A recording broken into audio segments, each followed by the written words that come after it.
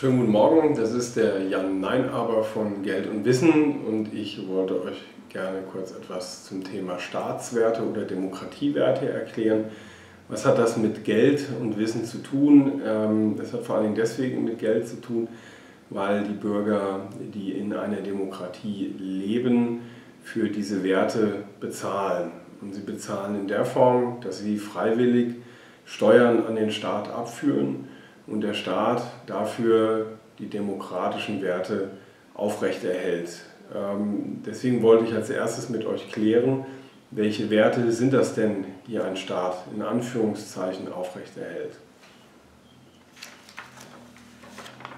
Ich habe hier das Mandala, das ihr auch aus meiner Schulpräsentation kennt.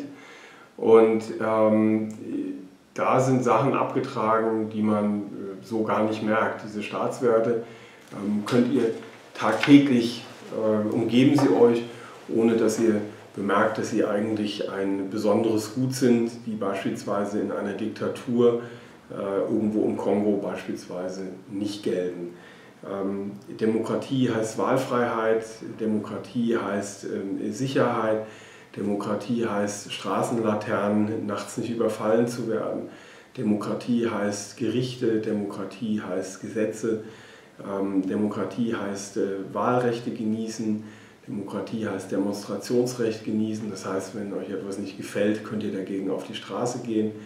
Demokratie heißt auch Pressefreiheit, das heißt, wenn jemand schreibt, die Bundeskanzlerin oder der Bundeskanzler ist doof, wird er dafür nicht verhaftet. Das nennt man Meinungsfreiheit. Das sind alles Güter, die ein Leben in einer Demokratie lebenswert machen. Und die Bürger, die in diesem Land leben, haben den entsprechenden Pass des Landes. Er weist sie aus als Bürger dieser Demokratie. Und dafür zahlen die Bürger in Anführungszeichen als Bezahlung an den Staat, der die Demokratie repräsentiert, dementsprechend Steuern. Das soll es nur kurz zum Thema Staatswerte gewesen sein und bis demnächst. Euer Jan Neinaber. Tschüss.